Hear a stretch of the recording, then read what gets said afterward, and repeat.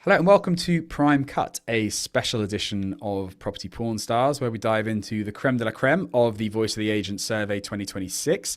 And today I'm delighted to be joined by the returning fabulous foursome of hosts, I suppose, today, where we go through the report and what it means for agents either in or looking to operate in that premium end of the market and how it's different to the volume residential market, I suppose.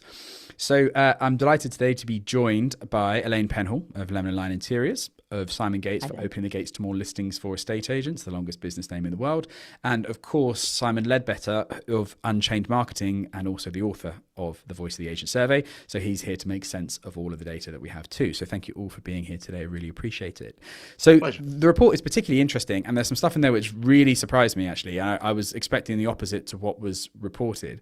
So we'll get into that in a second, but I thought there's two bits that's worth saying first. So Simon, first of all, if I could, Simon Leadbetter, that is, if I could ask you to sort of clarify one thing, because we talked about this when we did the same edition last year, about how this is the Voice of the Agent survey, and yet none of the four of us are actually practicing estate agents. So can you rationalize that and what on earth we're doing here talking about this for the people that are listening to this episode? Yeah, sure. And it's a fair challenge. I do get it quite a bit. And, you know, we have had agents on various panels in the past, but the voice of the agent is the voices, I should say, of the agent are represented by the report. We've done survey over, 5,000-6,000 estate agents. Several hundred will have contributed to this report. And to be honest with you, the voice of the agent is represented by the report, not the opinion of one agent, but the collective wisdom of all agents. So, I mean, as I've said on other occasions, is just as journalists aren't the politicians they're interviewing, we as commentators aren't the agents who are doing the job, but we're discussing what the research shows. It doesn't mean there aren't many opportunities for agents to engage and talk to various people about the report, but for the purpose of this, it's a chance for us as non-practicing agents to talk about what the research says.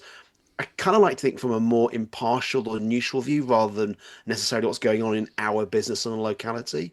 So that's kind of why I think we do this thing, is we are people who work with a lot of agents, a lot of prime agents, and we're commentators on what the research says, as opposed to having actually skin in the game as being an agent, albeit most of our businesses work with those agents on a daily basis.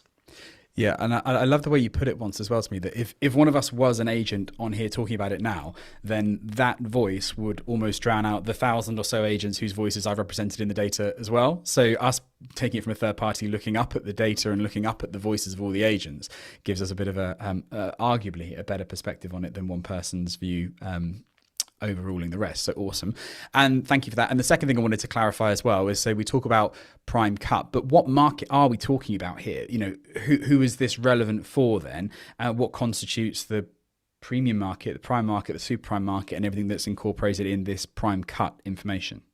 So I'll be super quick. This is all your fault, David. Good. It was a question from you about the data when we first did the Voice of the Agent about, well, what about the prime section of the market, like the upper quartile and beyond? It's like, that's a really good point. So basically, we have the sample across the whole of the industry, all the agents.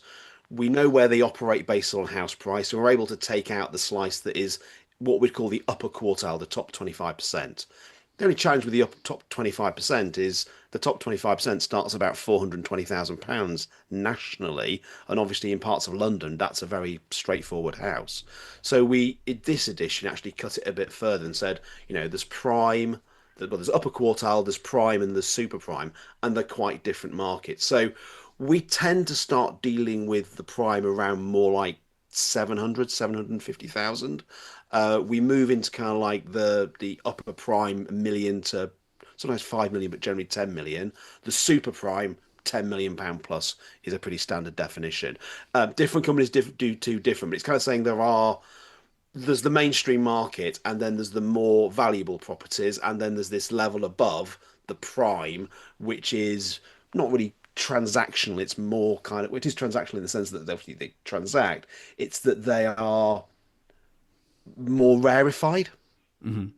Is it fair to say that when you get to that super prime, the 10 million plus bit, like by design, our business, we probably deal in what you call the premium or the prime, don't really get necessarily very much up to that £10 million mark or whatever. Is the data that refers to that bit predominantly going to be central London, or is that a bit of a misnomer? I mean, Elaine can comment on this as well, but there is a lot of it exists in prime central London because there's a lot of houses. There's a lot of everything in London. So prime central London has an unfair share of those kind of properties, the value of properties, but they're spread all over the UK. There's large estates, there's large, beautiful houses outside London, but obviously London commands a premium. But above a certain level, there's beautiful houses around where I live in Lincolnshire for 2-3 million. They're just very, very rare. There's more of them in London. Okay. So let's dive into that. So you've, I think, probably unfairly given me credit for starting this Prime Cut thing. That was your idea, not mine. But what I think I can probably take credit for was I remember when you, in the earlier days of starting the Voice of the Agent surveys, I did ask you for something, which was that average fee based on property price. It's probably my favourite bit of the whole report because it often tends to go in a similar direction. But i.e. the higher the house price, the higher the fee. What I thought was really interesting, though, in this report was you went a level deeper with that into understanding probably the most important question for estate agents anywhere in any market, which is what their vendors or prospective vendors want. So I can't remember exactly where this is in the report, but it talks about the importance of certain aspects of the estate agent's proposition and how important that is to someone based on their property's value, if that makes sense. So I thought that was particularly interesting. In that section, then Simon Gates, if I can turn to you, what were the interesting parts of that? Well, if you found it interesting, I don't know. I'm speaking on your behalf there. I certainly geeked out on it. But what were the parts of that? Was there any parts of it that you found surprising or perhaps most interesting? You know me too well, David, but I geeked out on it as well. And for those playing along at home, it's page 44. That's how much I geeked out on it. I knew it was towards the end. Oh my God. Look, there's going to be loads of great stuff we talk about through this podcast, but I think that you're setting the benchmark early that I don't think there's going to be anything more important than to discuss in this conversation than what you've just highlighted. If I'm an agent looking to go into the upper quartile prime or super prime, the one key thing I think I'd read in that report is page 44. What do sellers in the higher end of the market want from their agent? And do more of it. Success leaves clues. So I don't think there was anything really surprising in there. It stands out that the higher up the market you go, the less important fee is.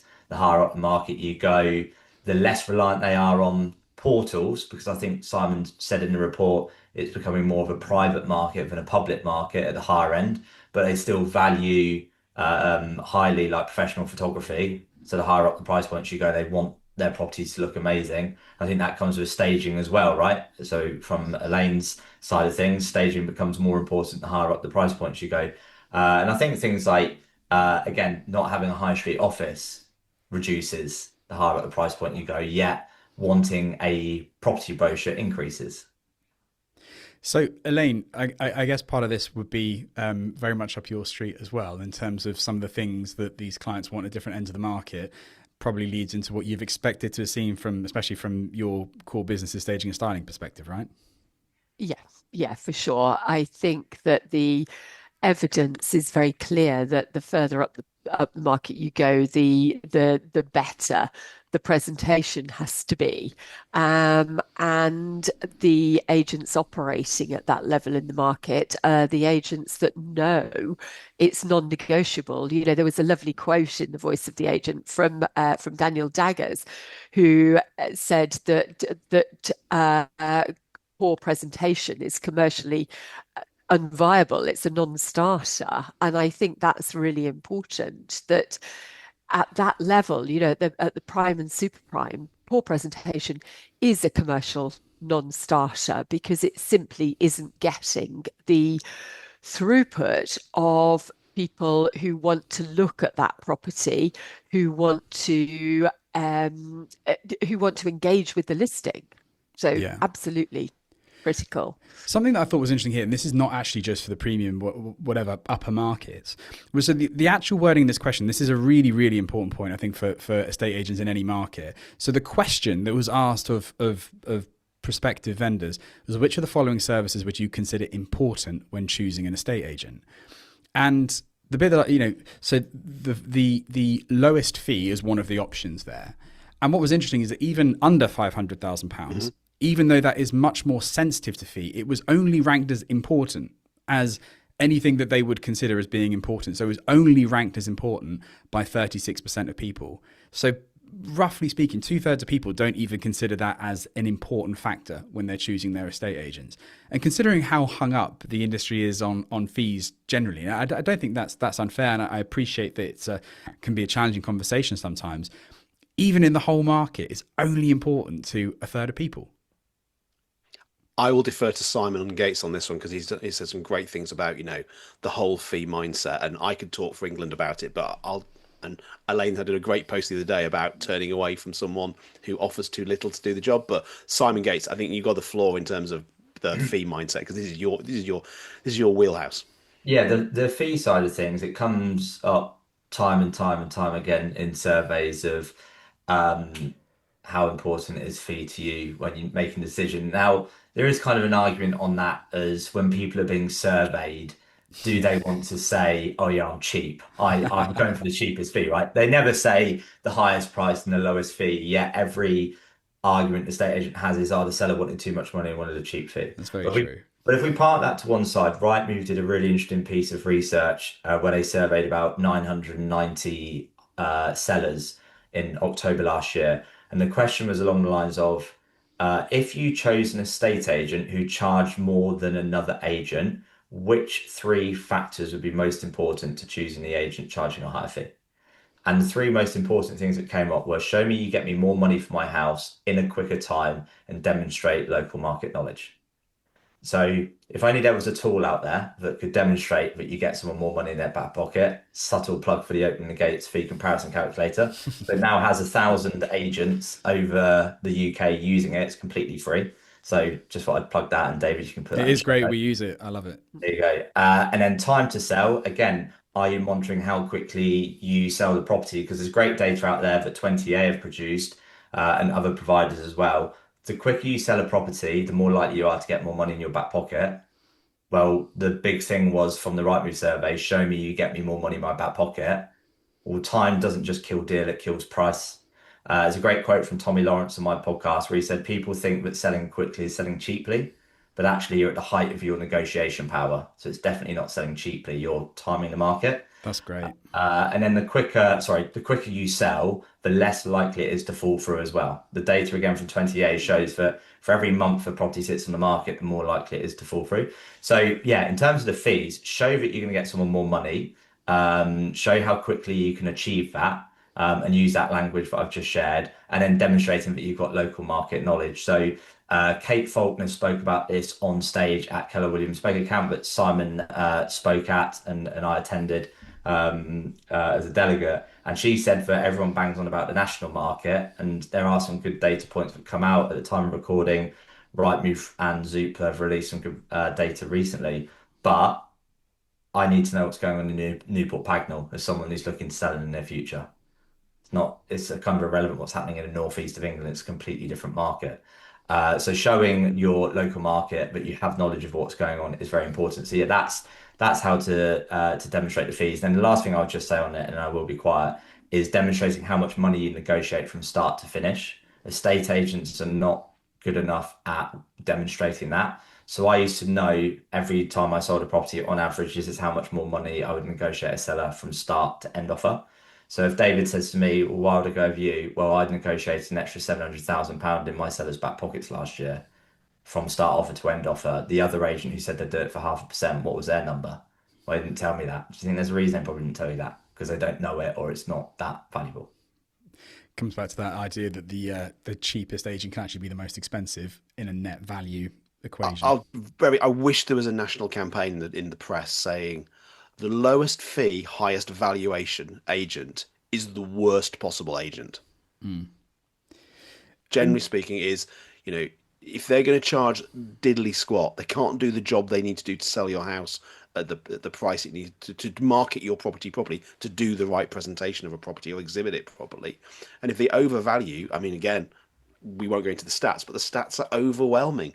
Overvaluing properties is a disaster for your property.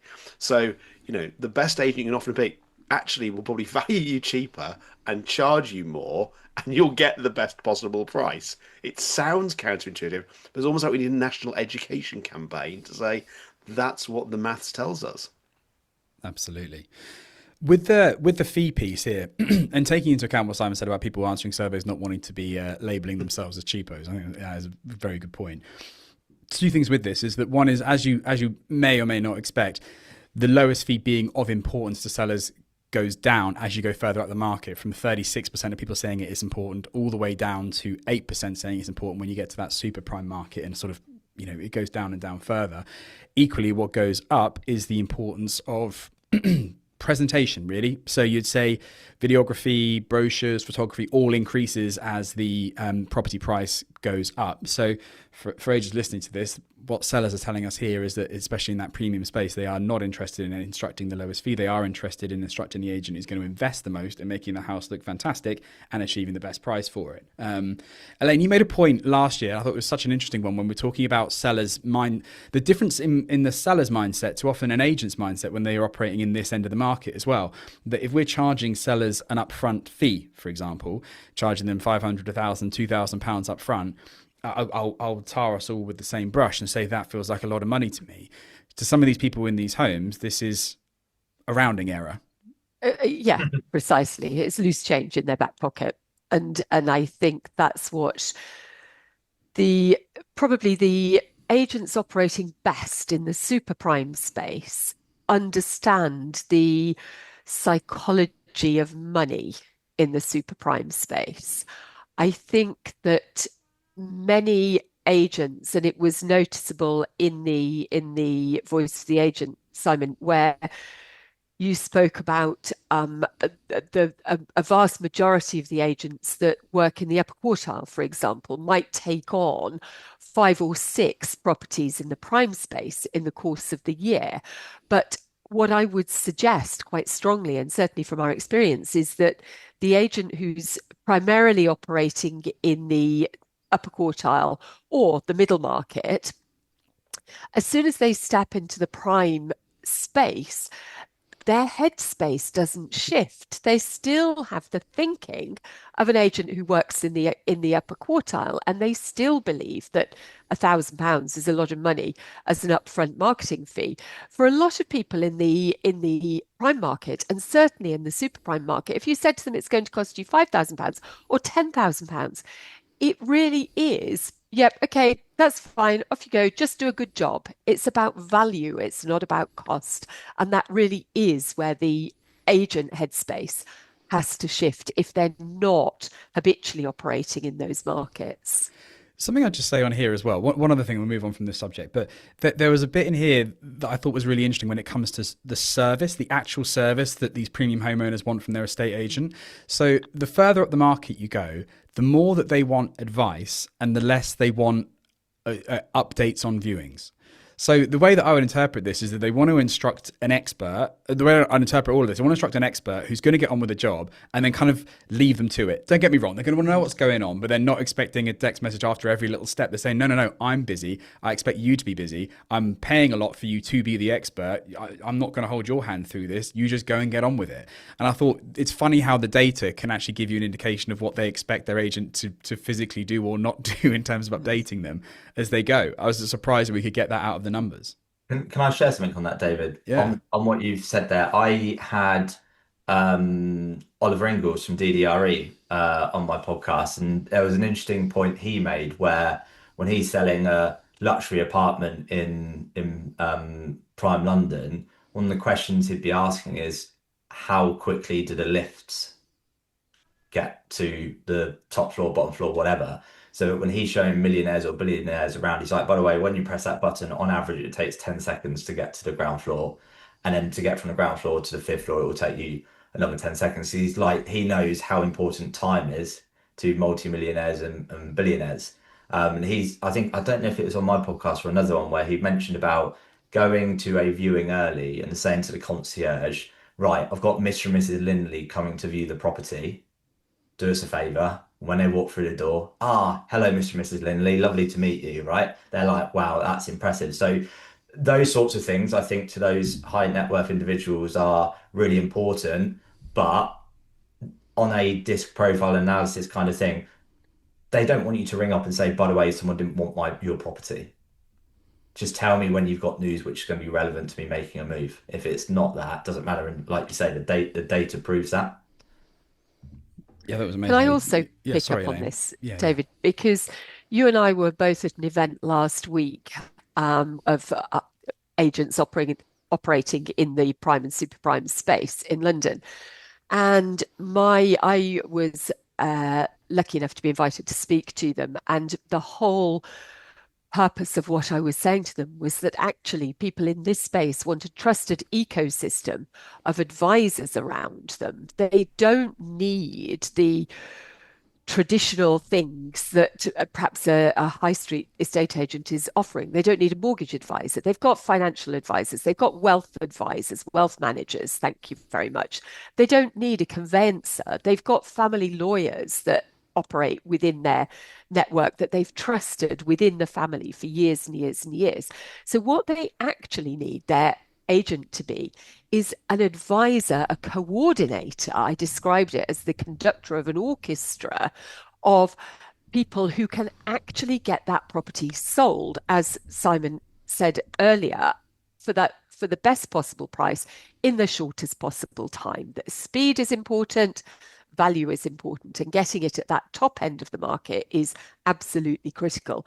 And they want the people in that ecosystem who can help them do that. Now and not only get it sold, but also get them as a family from A to B with as little effort on their part as possible. So the agent phones up and says, Mr. and Mrs. Lindley, I've sold your property. Now we need to get you into the new one. So then the buying agent is part of the ecosystem. And then the removal team who come in and seamlessly pack the whole house, store anything that isn't going immediately, and take them then into their new house so that they literally go from wanting to list their property one day to waking up in the bed in their new house the next. That the whole thing is seamless and they don't have to think about finding people in any single part of that. And that's what they're paying for at that end of the market. Just to add on to Igor Griskin, his buying agent in London, he put this post out ages ago. It was so good, I've copied it and I often present it, which is he's a buying agent in London. The top 10 things to do when buying your home. Number 1, call me. I'll handle the other 9. Yeah, I've seen that. Yeah. That Yeah. is exactly what Elaine is saying there. Is these are people who are, and as Danny said in the report, is the asset in luxury property is trust. They buy into trusting you to take the problem away and solve it. They're busy. Everyone's busy, but they are busy often with very senior or significant responsibilities outside the property. They want someone who's going to basically take it all, and they'll pay a premium for it because they're paying for value, not price. So yeah, it's a very different mindset, and I think Elaine said it perfectly. Is if you're not used to that mindset, it educated me working at Knight Frank. It completely changed your mindset from how you live your own life with how the ultra high net worth individuals live their life. It's a very different side. In person, completely down to earth and normal often, but actually their expectation is very, very different. And if you go in and you mess it up, they will never trust you again. There's also a bit of this where it's from a business generation point of view, from an estate agent, it works too. So just to share an example, so James Cooper, who runs By Design in South Devon, he's got exactly this around him. He's got an ecosystem of 6 or 7 different companies in related fields. And so on your point, Elaine, then when somebody needs something, he's got, I trust this person, you don't need to do anything. We'll just get the person in to do whatever the job is, installing new gates or CCTV or something. Or I remember the example he gave me was like high-end AV installations. And that's all good from a customer's point of view. But from James's point of view as well, these people often refer business into him because they're seeing the moves of these customers as well. And there is a bit of an ecosystem there. So not only is it a good service for James's customers, he gets new customers through kind of nurturing this ecosystem of companies that he collaborates with, and they pass each other business. So it's doubly beneficial. Okay, let's move on from that section of it, and let's move on to Simon Leadbetter's least favourite part of this. We'll get stuck into this.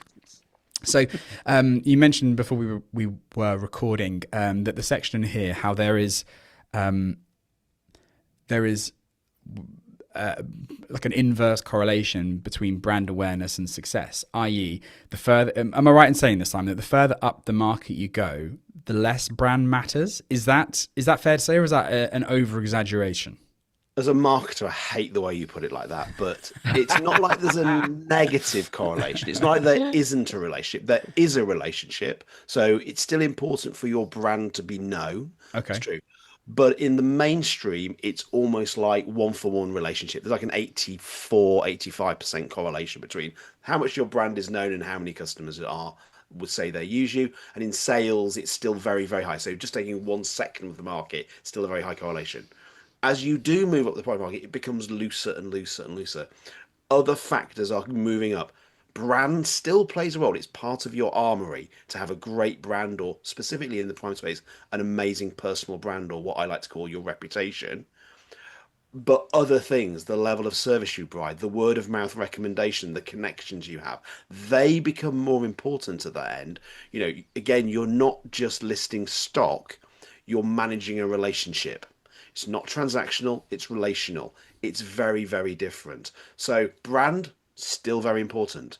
But other things around service, everything Elaine and Simon have said, becomes much more important.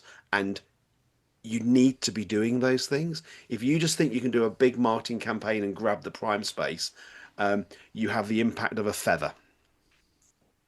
It's fascinating, isn't it? So I think that I found this the most surprising part of it, because you'd naturally think, well, I would naturally think that the better your brand is known, the more business you're going to get almost at any end of the market. And I've been corrected in my opinion with that. I think there's a couple of things going on here. I think first of all, it's my personal opinion, even before reading this, was that personal brand, you call it reputation, whatever you want to call it, that personal brand comes first, and then the business brand comes second. And I think it comes quite a close second. And I personally think that the personal brand can take you very far, but not all the way. And I think that even if you have the best estate agent in the world, they need some, and maybe I would say this from a buyer design perspective, I don't know, but a trust indicator that you're bigger than a one-man band, that you have some strength, some exposure, some reach with your proposition for those homeowners as well, to properly convince them, even if that just amounted to looking on the website and seeing lots of other beautiful properties that look like theirs. It has to be a sense of scale to this, I think. But I think that the personal brand is probably what is coming through more and more and more to the fore now, and people trust that more than they trust business brands. The other thing is this being quite a good thing in lots of different dimensions. But even if that was, take what you said there, Simon, about you can't just throw money at this from a business perspective and expect to win in that market. It's quite a good thing for people trying to get in there, because it shows it's not a question of just chucking hundreds of thousands of pounds at it. And also, is it fair to say there's somewhat of a moat around it as well, that the clientele in that market, they need people to have proven themselves and have that credibility and have that trust and reputation and sold similar properties locally and things like that, that make it more defensible once you're in that market against others? Or would you see it differently? Yeah, it's a fantastic moat. Once you're in that space, I was having a conversation with someone yesterday, and the best way, the Duke of Westminster, not the Hugh, but his father, Gerald. I'm not on first name terms with them like you, Simon, so I wouldn't know. my mate, Hugh. No, but the Duke of Westminster was asked by someone, the previous one is, what's the secret to success? And he said, if I'm honest with you, it's having an ancestor who was a friend of William the Conqueror. Yeah, I was going to say, surely his answer is going to be something like that. And one of the best ways to operate in this space is already to be of it. If you already operate in this world, you go to these clubs, you go to these events, you have an advantage because you already have that network. If you're outside that network, the moats around that network are very deep, and there's very high walls as well, because they know a lot of people want to get inside there for all sorts of the wrong reasons, because people have money and people like money. So you've got to earn your trust, earn your spurs to operate in that space.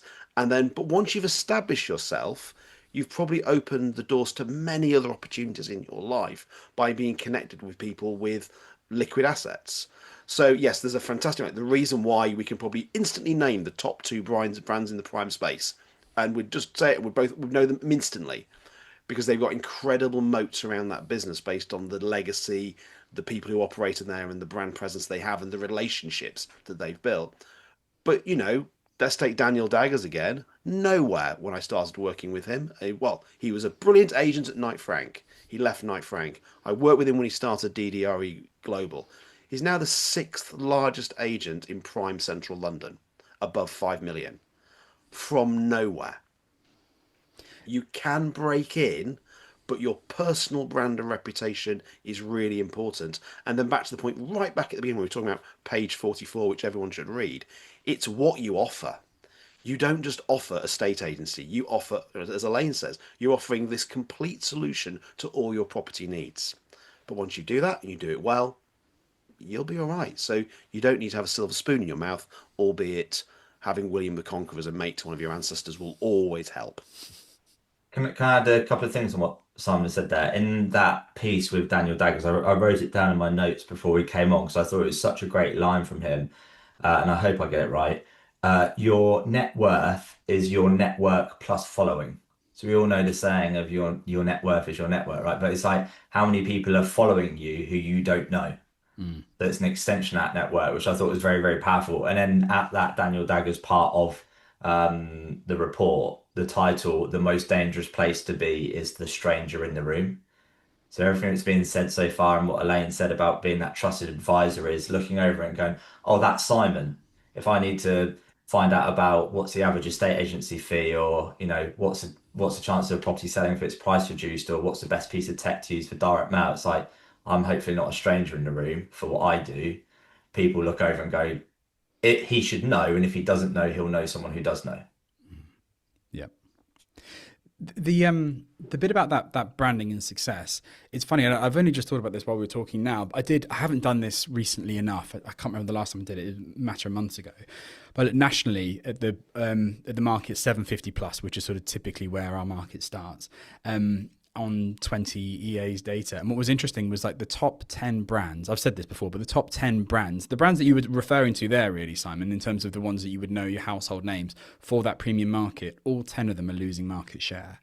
And I think that is probably like what's happening is the end result of the sentiment that you're seeing in the survey here of people putting less trust in bigger corporate brands and so on. Question for you though, and this is a little bit of guesswork, nothing that you can actually ever measure. Do you think the answer to that question about, or the results of that, the brand equaling the success, would have been different if you'd have done this survey 10 years ago? Is it changing? Is it as a result of personal branding and therefore social media that's changed things? Or would this have always been the case? I would like to think, based on, we're seeing overall a diminution in the impact of brands, apart from some super brands, because in a world of social media, we've got a lot of emergent brands, a lot of personal reputation, personal brands are coming through. So yes, I think the effect would always have been weaker than in the mainstream from a brand perspective anyway. But it would have been stronger than it is. I think from a personal experience is people care so much more about the personal than the corporate in the modern age. I think that applies across the sector. And also, we saw this at Knight Frank. I'm having a conversation with one of the senior partners there, is we're seeing the most significant transfer of wealth from one generation to another we have ever seen in the entire history of humanity. And it's fair to say, I'm sorry to use this word, but the younger you get, the more promiscuous you are when it comes to brands. Now, I worked at Barclaycard back in the day when it was the credit card everyone had. But over a period, it became the credit card your parents had. And that was a problem for it. Some of the established brands are sort of becoming the brands that your parents used. Oh, that's interesting. And you kind of want to be a bit edgy, a bit different. You don't want to be doing, oh, my father, my grandfather, my great-grandfather, my great-great-grandfather, my great-great-great, back until the Middle Ages all bought their house through insert prime brand now, is I'm going to go for the young, funky person who's on social media and has got an Instagram following of 200,000. That's more interesting to me. That's really interesting. Yeah, that's really, really interesting. Okay, taking a step on from here, and it's actually, I do think, funnily enough, with this report, even though it goes in lots of different directions, there does seem to be a bit of a common thread underneath all of it when it comes to this end of the market anyway. But I wanted to move on to talking about, I suppose, on from personal branding to a degree, but then talking about AI. And there were parts of the report, both in the data and the interview, that was talking about how actually with the proliferation of AI, and the advancement in technology in that part, that the personality matters even more as a differentiator. is that how you would read the data and interpret the interview as well? And is that all of your opinions too? How would and suppose take a lead on from that? What are agents supposed to do about that? What Elaine, Simon? I I was going to think say, what's that? Sorry, Len. The line I can never remember it, but Mark Burgess uses, David, of is it automate the predictable to humanize the exceptional or something? I'm Well, that sure. sounds pretty good. So let's go with that. Yeah. And looking at, I think it is page 38, 54% of prime agents use AI daily compared to 33% of all agents. Now, I would say those prime agents are using AI to be more efficient, speed up things so that they can spend more time doing the exceptional human things, like what Oliver Ingalls said about knowing the speed of the lift in a building, or saying to the concierge, Mr. and Mrs. Lindley are coming to view this property. Like that's a human being able to do that because he's had AI in the background being able to do all the nitty-gritty admin stuff. And I think using James Cooper as an example as well, I'm sure it's James where like maybe he's not anti-AI, but he loves the old-fashioned like property brochure unique to that property, right? And it's like if everyone, I don't know, if everyone is going down that route of using AI, it's like, well, I'm going to be the purple cow, as Seth Godin say, and I'm going to be, hey, if you actually want to speak to a human throughout the whole thing and not deal with AI, but actually AI is still doing things in the background, it's just not obvious to the consumer, if that Yeah. makes sense. And just on that point, and sorry, Elaine, I know you're itching to say something there, but just to pick up on Simon's point that relates to James, one of the things that he said as well was that in regards to AI, is that yes, it can do a lot of heavy lifting in the background. Great, happy days. When it comes to customer interaction, I know, and rightly or wrongly, we've got a bit of a aversion to a lot of AI on the front end. So when it comes to, you have like telephone answering and things like that. So that's probably not right, I would argue, for this market, because you want remember James saying he wants every customer to be spoken with in the way that they want. So it's ever so slightly different, whether it's formal or informal, whether they want WhatsApp, whether they want emails, whether they want phone calls, and every single one, and how chummy they are and how matey they are as well, is going to change from person to person. And AI just gives a relatively blanket tone back to everyone, and that doesn't really fly in this market so well. So it's not an aversion to using AI. I think it's an aversion to using AI on a front end where the customer meets the business. Just quickly, and sorry, because I know Elaine is very keen to talk, but you just maybe Shut up, Elaine. You said Of everyone. just jumping up and down here now. I'm so sorry. there was an example here between human and AI of it's not AI, but on Facebook, right? It comes up when you're friends with someone and it's their birthday, right? And if I know the person, I'll send them a message on Facebook, happy birthday. If I have a close relationship, I'll WhatsApp them. The other day, I saw that it was someone's birthday who sadly passed away last year. Now, they had birthday messages on their Facebook wall. Happy birthday, happy birthday, happy birthday. I'm like, Wow. you've not even like that relate, in a world where we've never been more connected, we've never been more disconnected, I think the saying is. Yet I knew the brother of the person who passed away last year, and I sent him a message saying, thinking of you and your family today. That is a human being who's Yeah. done that, not whereas the automated Yeah, system. pre-written happy birthday. Yeah. Yeah. Sorry, Elaine. Simon and I have rambled on for long enough. Oh, one other thing. You probably forgot what you were going to say now as well. Shut up. I think the whole AI human thing is just fascinating, not just in estate agency, not just in what we're talking about, but kind of in everything these days, because as we begin to use AI tools for more and more efficiencies in the things that we're doing, we can use it for, and I would use it daily for many, many things, in working out efficiencies, in working out how I can perhaps interact with a client or get in front of a client that I've never interacted with before. But I'm not using the AI to get in front of that client. I'm just using it to tell me what would be the doors that I need to knock on, if you like, to get there. I spent a lot of my career, you'll remember, as a business coach, and the framework that I built my business coaching from was always built on the first interaction was an emotional intelligence profiling of that person, because just doing that profiling at the outset told me a huge amount about the engagement that I would have with that person, and was really a kind of a USP, if you like. I spoke about it as circumventing 4 hours of conventional coaching, because you could learn so much about somebody and about how to interact with them.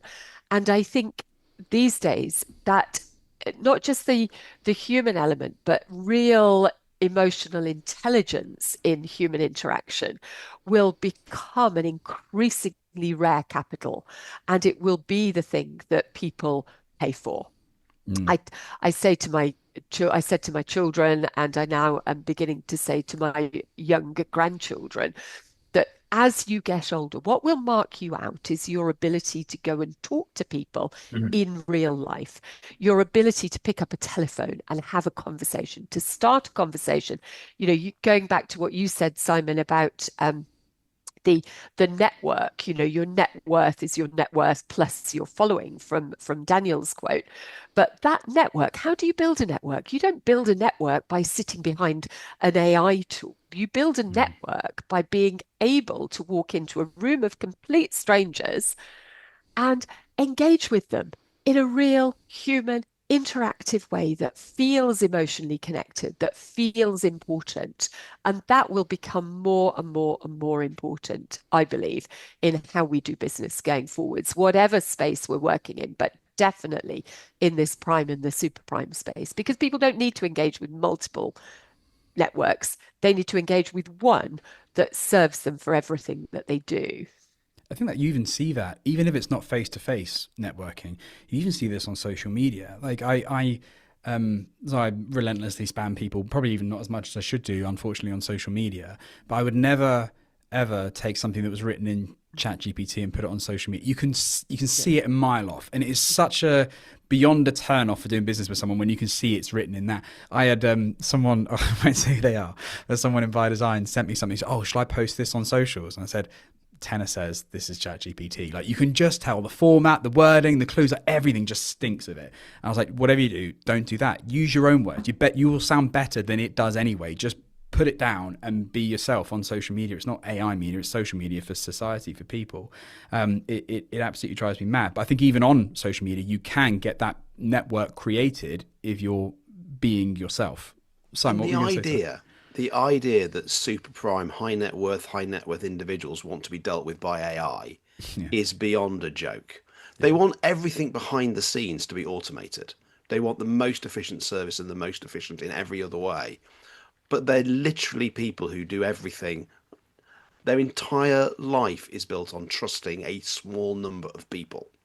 That's how they operate, and that's how they protect their wealth and their family and their connections.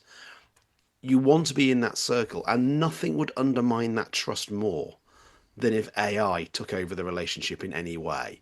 Okay, it may behind the scenes prompt you that it is their birthday. It may behind the scenes do stuff that means that things move along efficiently. But they're literally buying into you as a person. If they just want anybody, they'll go for one of the big established brands, and they'll just put that board outside the house. They'll be happy with that, and they'll be done with that.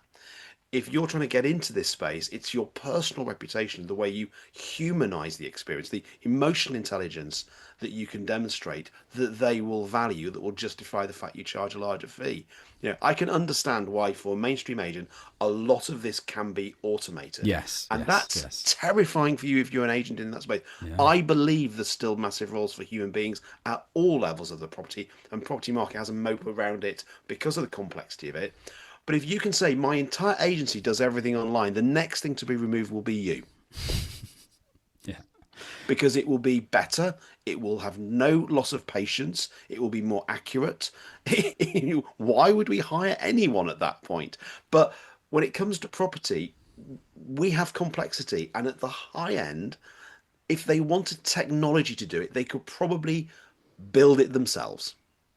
Just a really weird tangent. I was at a barbecue at the weekend. One of my mates said something really strange to me. So he works in like a big B2B online marketing platform in sales.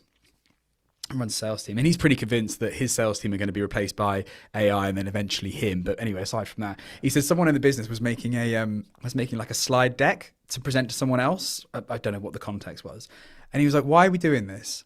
And the guy's like, "We need to make a slide deck to present to them." He said, "No, but I know what's going to happen is you'll make a slide deck in AI and you'll send it to this person and they'll put it in their AI to translate back to them. And suddenly it's like we've got these like, oh, my people talk to your people or whatever. But it's kind of that. You just need the AIs to talk to each other and give us the condensed highlights of what's actually happening. It's just such a strange time to be alive and in business when this kind of stuff is happening. Taking a step on from all of this, and I mean, this must be another marketer's nightmare, Simon, because one of the things that came up in the report was talking about a move towards off-market / discretion. And I would have thought off-market would have been a royal pain in the arse for you because it becomes much more unmeasurable than the on-market transaction numbers and so on, or is that unfair as well? I feel like I'm prodding at you a lot this podcast. It reduces the importance of one part of what is the full marketing mix when, I mean, at the end of the day, there's several levels of marketing for marketing within property. There is marketing of the business, the overall business, if there's a business involved. There is the marketing of the agent, because there may be an agent involved. There is also then the marketing of the property. And people try and mash this all together into one thing, and it isn't. They're three very different forms of marketing. If the property is removed from the market, then things like where Elaine Penhaul and her team at Lemon and Lime work suddenly becomes really, really important. It's important to all areas, even if they're on market. But if you remove some of the surface level public marketing and you're creating a competitive market, the fewer, more selected people who come round, it's going to have to be pretty amazing to make the sell happen the way it should. So marketing will still have a role, but I recognise from all the data here is what we do around the prime space is very different. We're building the overall brand of, say, Maria, who we placed at DDRE. She's building the brand of DDRE. She's building the reputation of the individuals. But the properties themselves, a lot of them will never see the light of day. They're off market. Elaine, where does that, from a point of view of staging and styling a house, where does that hit? Where does the tie hit the tarmac there with off market? I think it's interesting that Simon has just alluded to the fact that if it's off market, it needs to look even better for the few people that are going to come round. And I would absolutely agree with that.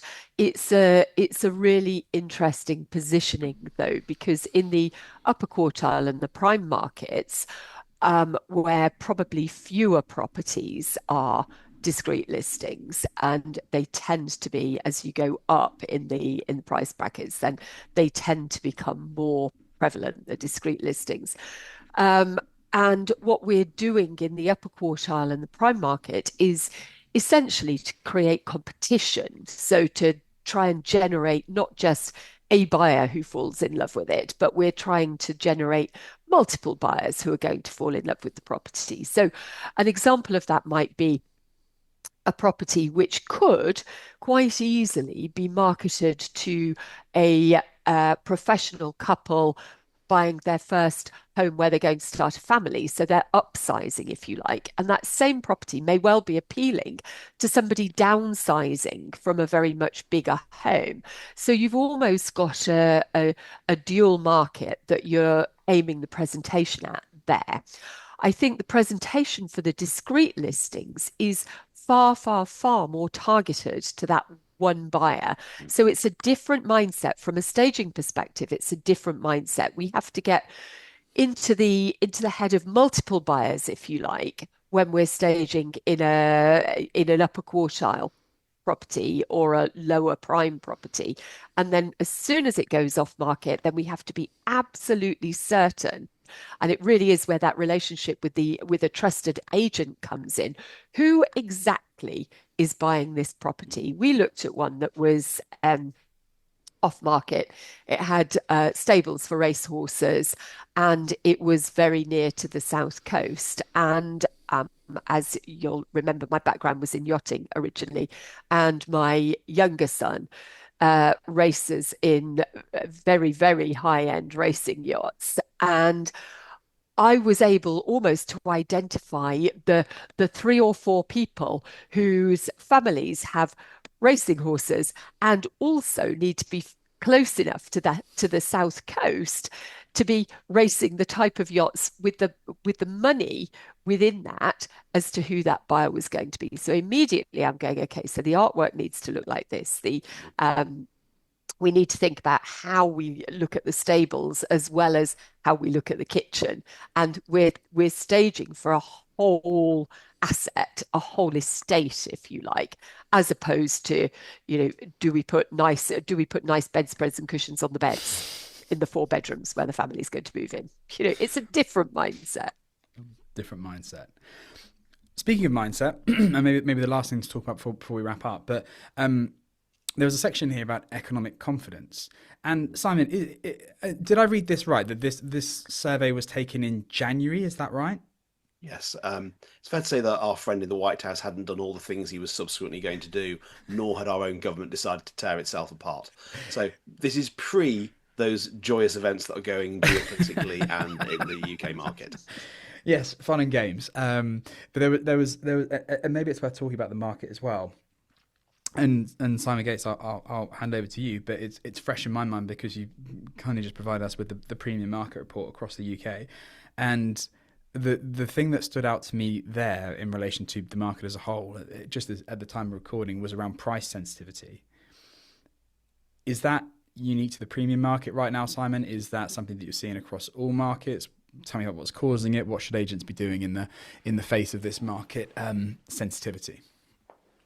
So I think in the core market, the price sensitivity has a little bit maybe more to do also with price brackets and the way the property portals work and how people tend to search traditionally on Rightmove. So for example, I'm going to sound really blunt and rude, but it's stupidity to list a house at 480 when the price point is 475.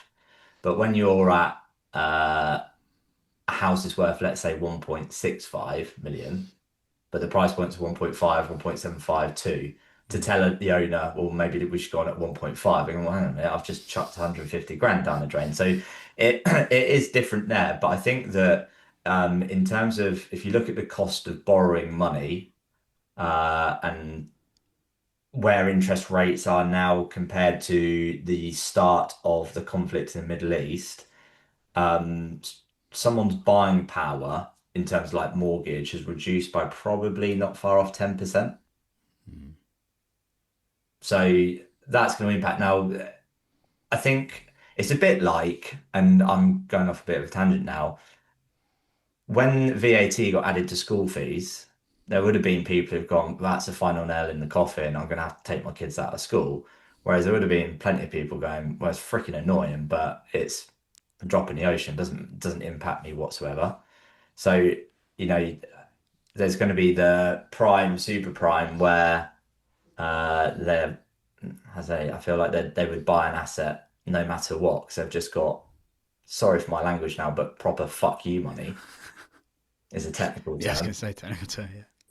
And then there are going to, there's probably going to be people out there who have a significant mortgage, live in a £1-2 million home. We've talked about AI. They might be sat there and Jesus Christ, I don't know, their job could be taken by AI. And again, I'm sat with a massive mortgage. Maybe I should be selling up and downsizing my lifestyle. So I've rambled on a bit there. But in terms of whether it's the core market, the prime market, whatever, you can see that sort of activity levels are 5-ish% down, let's say, on last year. And what you can usually see, I would say, as a back of a fag packet is over the last 50 years as a nation, we average about 1.2 million transactions. So that's kind of the norm. In a bull market, when you have record low interest rates and a stamp duty holiday, it got closer to 1.5 million. When you have things going on like we've got at the moment, Brexit, first part of COVID, before obviously stamp duty holidays came in, you're then going to get like 1 million transactions. When the world is ending, so 2008, we still had about 750,000 transactions. So you kind of got the worst is 750, below par 1 million, par is 1.2, and then close to 1.5 is an incredible market. And I think that we can get kind of caught up in estate agency land on prices. And of course, that's important to those buying and selling. But what what estate agents love nothing more is transactions. It's churn, yeah. It doesn't really matter what if prices go up, down 1%. It's if activity levels drop, then that's going to be where their income is going to suffer. So they prefer a more transient market. And judging from the stats that you gave me the other day, that I think, am I right in thinking, Simon, that in April there was year to date, there's 1-for-1 price reductions to sales above 750, and then in the month of April there was more price reductions than there were sales. Yeah, and I think that is right from the report. And this is again just I don't have any data to back this up, but I feel like it's the people that higher in the market are more likely to be well, we're not in a rush, we'll give it a go. And if it Yeah. doesn't work out, we can always chop the price. It's so much more price sensitive on those price points, um, as I said. But yeah, it's such a price sensitive market. I've been banging on about it for the past 3 years now. That it sounds really obvious, but if you price the property correctly from the outset and market it in the correct manner, funny enough, you will sell. So I think I was saying before we hit record, my office now looks empty, it's unrecognisable. But hearing what Elaine was saying, whilst I'm not on the south coast with stables and having a yacht to go on, I know what my buyer is going to look like. And my 3-bedroom house was set up as the main bedroom, a dressing room, and then my cluttered office. This is in the process of going, well, actually, it's probably going to be someone with a couple of kids. So it's going to be staged to have beds in bedrooms rather than me with an office with loads of Liverpool sports memorabilia in it. Yeah, I think with the market, it seems sort of anecdotally, there's almost a two-speed market in the premium end right now. Those that want to sell and those that need to sell. And where the pricing comes in is there are still lots of transactions being done, but only for those that really need to sell and are realistic on the price. But that's a massive oversimplification. Is it something that I couldn't find any data on either in the report or outside of it? I don't know whether everyone knows this, but notionally the idea that those in the more prime and premium ends are less leveraged than those in the 500 to 1 million camp. I don't know if anyone's got, I should have probably have asked this before we hit record, but I'll ask you now anyway. Does anyone have any information on that? Because I think that those with mortgages, just come back to what Simon said there, are probably going to be more affected by what's going on with the bond market and so on. Go on, Simon. Was there not anything in the report at all about that, Simon? There was a commentary. There wasn't data. Yeah. So again, Simon's probably might have data on this, but I from my own experience of people I speak to, it feels like in that upper quartile, there's a lot bigger mortgage in play than when you're going into the prime. I think prime, super prime, and again, Simon and Elaine and you have got more experience than me in this, but they know when and when not to borrow money, if that makes sense. Yeah. When do I pay with cash? When do I go and get Some debt. a mortgage because I can use that cash better elsewhere. Whereas I think like when it comes to bond markets, gilts, yield, I think on page 44 again, in terms of like market knowledge, it's more important the higher up price points you go. Yeah. But I don't know, the typical person that buying a house at I'll say £500,000 is not necessarily watching the news every night going, oh my God, interest rates have gone from here to here in the last couple of months, probably looking at the monthly repayment. Whereas the people who are perhaps reading the Sunday Times in the prime, super prime they know they're probably checking daily what that's doing to their investments. Yeah. This is ultra anecdotal, and I'd be very happy to prove them wrong with this. It's such a generalization anyway. But I think that those in the premium and prime markets are more affected by national events. And when you get to the super prime and your central London, that becomes international events. And the price of a barrel of oil starts having an effect on what kind of property they can afford as well. There is research from a few different ones. It might have even been Nationwide came out with something recently that While you were chatting, I was just running the research. That's how quick you can knock these reports up, Simon. Bloody hell. What do you do the rest of the week? Say I. Yeah. No, so this is YouGov data. So we've got the live database with YouGov. Just looking. So nationally representative. So these numbers aren't add up to 100% because there's loads of people who rent as well. 33% of people in the UK own outright. 25% own with a mortgage. Amongst those people living in the £750,000 houses, 59% own outright, and 36% own with a mortgage. So overall, more people own outright than have a mortgage. That's just the nature of the aging population we have. But as a ratio, they're more likely to own a property outright, i.e., are mortgage free in the upper end. Yeah. Okay. Brilliant. And I could, and hey, again, this is where, David, you play the free editorial role for the voice of the agent, the prime cut, is next time we're going to do that analysis. Put my name on the credits and we'll make a deal. I always credit you, even when you're not responsible, David. You're responsible for all the typos as well. I will do an analysis. Hold me to this, guys. I will do an analysis of mortgage at higher levels of property, because it's quite a good sample we've got to play with when it's a consumer. Harder with agents because there's fewer of them. Yeah. But we've got we've got a sample of over 2,000 people who live in houses above 750. So I can probably break that at another higher level as well and have a look they are essentially cash rich. Yeah. Versus they are mortgaged. So less affected by what's going on in that bond market, swaps, all the rest of it. Yeah, really interesting. Okay, perfect. And is there anything that we've missed out? Any juicy subjects in this report that we really should be talking about that we've completely disregarded and I've been silly enough to miss out? Or have we covered the key components of this? I think it's pretty comprehensive, but I'll let the others say. But I've got one final point I would like to make, Okay. kind of that wraps it all up and makes it all kind of connect to everyone out there. Oh, I look forward to that. Elaine? Oh, I'm just fascinated to know what Simon's going to say now. I know the suspense is killing me. Mr. Me, Gates? me. No, not you. Well, you as well, Simon, obviously. Oh, but I got cut off by Simon before I could finish what I was going to say.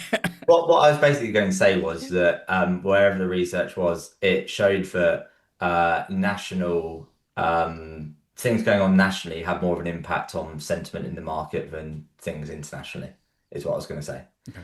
And then I think two things very quickly, and then I will shut up. There was a survey done by Zoopla that I think the research came out last week, and it showed that the older demographic are more likely to sell when they hit the market. And there was kind of three reasons behind that. One, probably because they don't have a mortgage, so they can be a bit more flexible on the price that they're going to accept. Two, they're more likely to take advice from agents rather than using AI. And then three, those at the on the younger side are more likely to be going up market. So they're sort of destination pricing. So I would need to get as much as I can for mine so I can go up the ladder. So those are the things I was going to say there. And then the last bit was, I think it was page 34, and I can't believe that you might have spoken about it briefly. But David loves to talk about the size of the market compared to the amount of fees, which just sums up why you're so passionate, I know, about the higher end of the market and how much potential money is available there. Yeah, you're right. I kind of, to be honest with you, I kind of feel like I've done that to death. I love that page in this report, and it just shows, exactly why I'm in the market that I'm interested in, which is that premium market. The higher up they go, it gets exponentially more valuable to agents to be in there. But I've said a couple of times, maybe I feel like I should shut up talking about it and stop giving the game away. So there we go. Thank you, Simon. Mr. Leadbetter, what were your closing remarks, the tying this all together in a perfectly succinct way? We've got high expectations. Two very brief things. I mean, three things, four things, five things. No, obviously three is, thank you for all the contributions you've all made over the last few years to the reports, and it's better with your contributions. I'm really grateful for that. The second one is, it's all free, guys. The reports you can see over my shoulder, you can download these for free at our website. These guys, we are data junkies as well, so we're consuming this stuff all the time because it helps us serve our clients, agents better. But for everyone out there listening to this, download the reports for free, learn from the best, and copy them. I mean, literally on page 44, it describes exactly how you should build an agency for different sectors of the market, because the list is there. Do all of that, because you need to catch everyone to do it. The final bit I want to make, because this is obviously the prime cut, but I would strongly argue that everything we've said applies to every agent. Mm-hmm. Because in a world where everything's transactional and everyone's commoditized and totally undifferentiated, One of the ways you can differentiate yourself is delivering world-class service. If they're selling a £200,000 house or a £200 million house, while obviously the things that you can do have a different budget, you can Sorry. still advise something with the great books Elaine has produced on how to sell your house and how to sell high and sell fast. With the data that Simon Gates produces, you can still show that you're a property expert on your local market. So for those who've listened to this and gone, it's a bunch of rich people talking about rich properties, everything we've said, and I passionately believe this, applies to every single agent, and we would do so much better as an industry and be able to charge better fees if we delivered real value to our clients. And I'll get out of my pulpit now. Well said. Got my No, vote. I think that's great. Thank you. Brilliant. Well, Elaine, Simon, thank you so much for your time today. And Mr. Leadbetter, thank you so much for producing the report. I love it. It's one of my favourite times of the year when this comes out, second to Christmas. So thank you so much. And for everyone watching or listening to this episode, thank you so much. We will catch you in the next episode. But until then, we'll see you soon. Take care. Bye. Bye-bye.